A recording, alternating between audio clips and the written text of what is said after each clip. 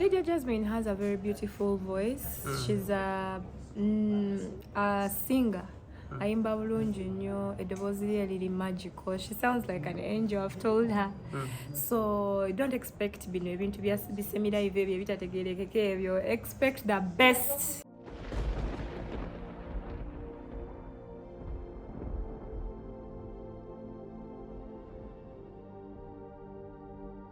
Ajebaleko Kale mkwano nawe neewunyiza okusanga wano ku rehearsal za Jasmine.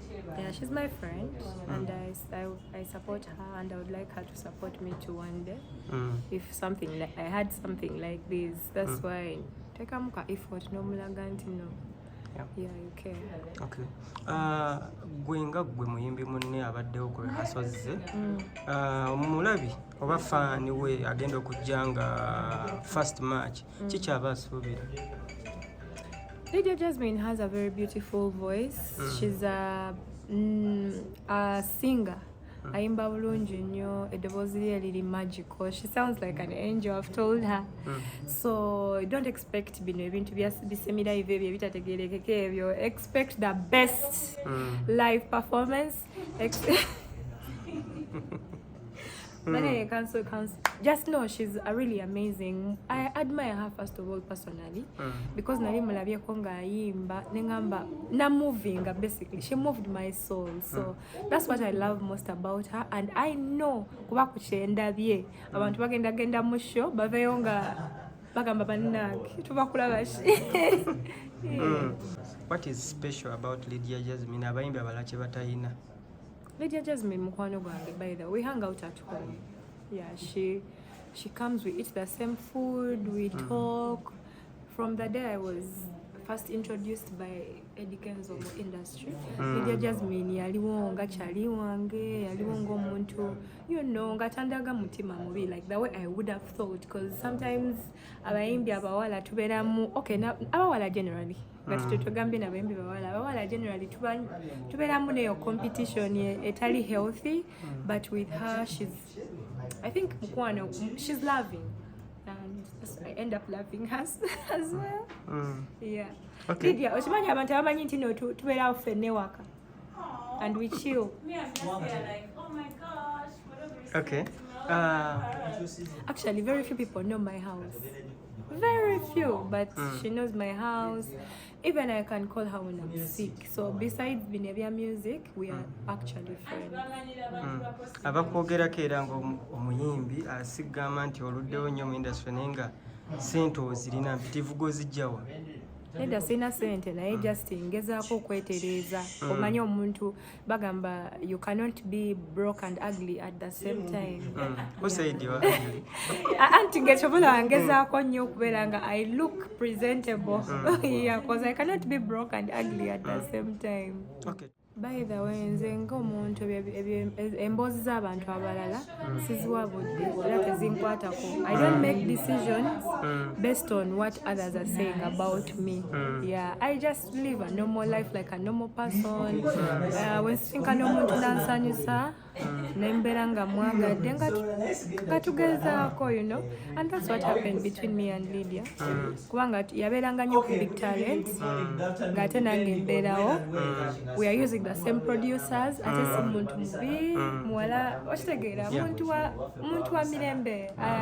She will come and say hello to you, and she's not even the first person who said hello ngaze sinagamba hello. Nengamba celeb alibuuza nze atali. She made it easy for me to become her friend. Yeah. Okay.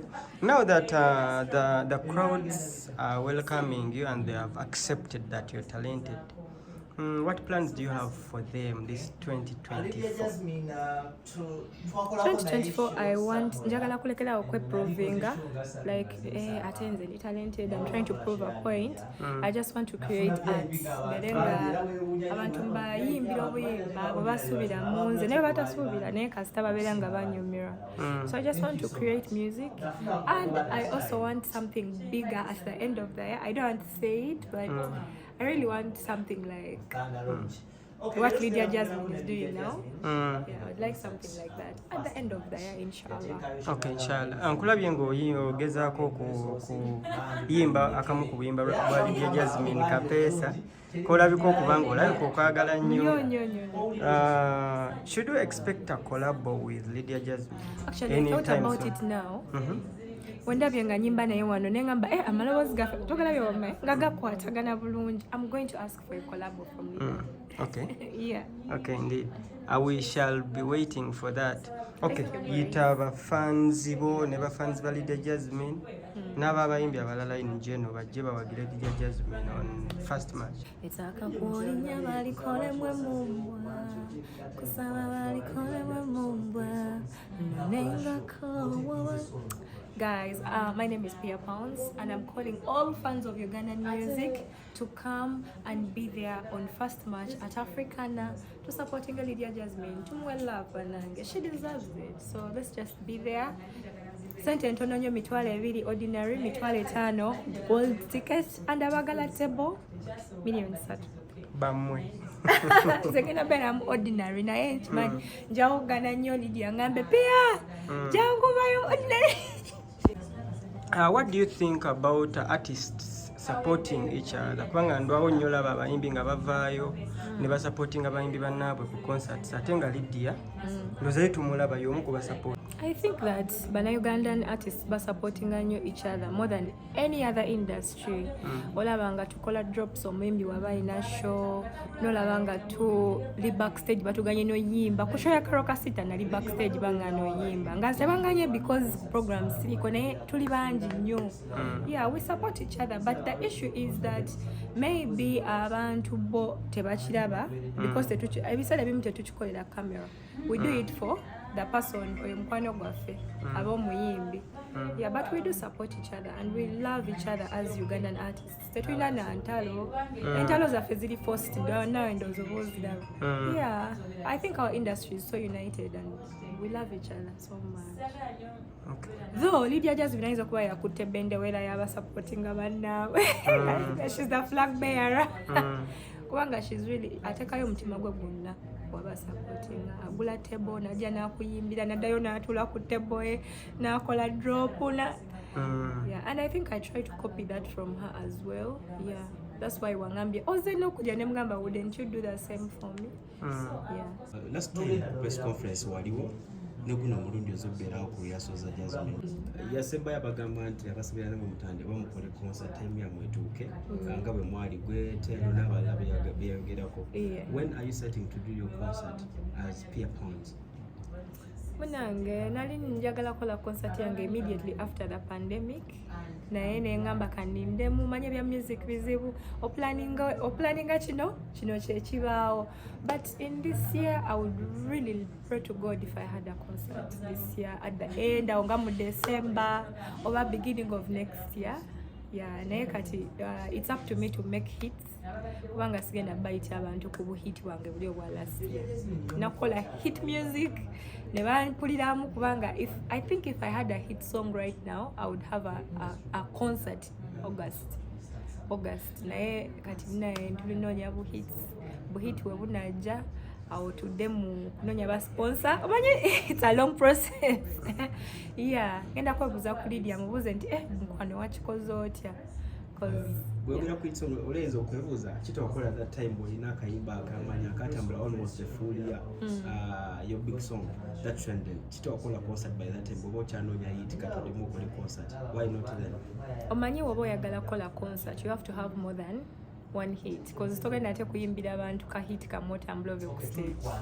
So you need like 5, 6, 7, 8, 9. How many hit songs did Winnie Nwaji have on her first concert? Like 25. Yeah, ndoza yemkazi akyasiza okuba record mu Kampala wano yajjuza. So ebintu ebyokupapa no okola concert nabyo I wouldn't want that like Mbappe because I would want to make a concert when I know I'm going to be on stage and every song I buli kayimba when it's like that. And I've never ever left my manager. I think ekitiibwa kyemmuwa n'engeri gy'ambelivinga in nga he believed in me before I had a hit song. Other managers abandiyagadde okunsigninga bajja after that hit song, so I value my manager so much. Ekyokukola videos, for me I'm a very creative person, and the biggest expense in a video is creativity. It's not money. Fena twasula sente ezimusasha vibes etumwa $8,000,000 oba omwegayiridde nnyo nakusalirako emu.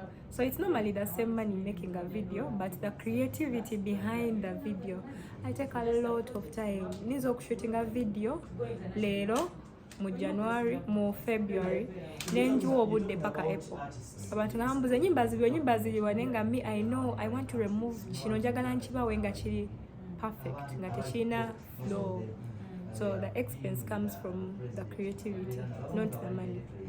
Bagamba nti choreography gwokola mu video zo you're targeting Wasafi Records abooli awo kumanje kusayina okusinziira ku choreography gwokola nti yomuno waabwe. That is one song that is wanting me, and I was targeting the East African community. Never nali nkola to part nali targeting East Africa, not just Uganda. Not just, I want East Africa, not just Uganda. Fetubulamu ba creators abalinga abo kuba nti fikinga ideas nga mugambye choreography wabo. Yeah, industry yaffe ebulamu nnyo a lot of talent, and I think it's because we don't like to give the new people a chance. Yeah, abapya tubazaala baffe twagala bali abalina amannya amanene. Naye ogenda mu industries endala, like for example Nigeria, abaana bato bano 18-year-olds bebasinga okubeera nga they add to the creative sector. So ffe mu Uganda just twinakyusamu ekyo ekintu netutagenda nekino kyetukutte nti no ne mu buyimbi ndowooza obiraba ebibaawo when you're an upcoming artist bayina engeri gye bakutwala nti you're not talented because you're upcoming, but talent is in the people who have not yet exposed it. That's where the biggest talent is. Tujina nyingi naye just tukyalinamu kino ekya njagala kukola ne ono bayasinga njagala kukola ne yeah.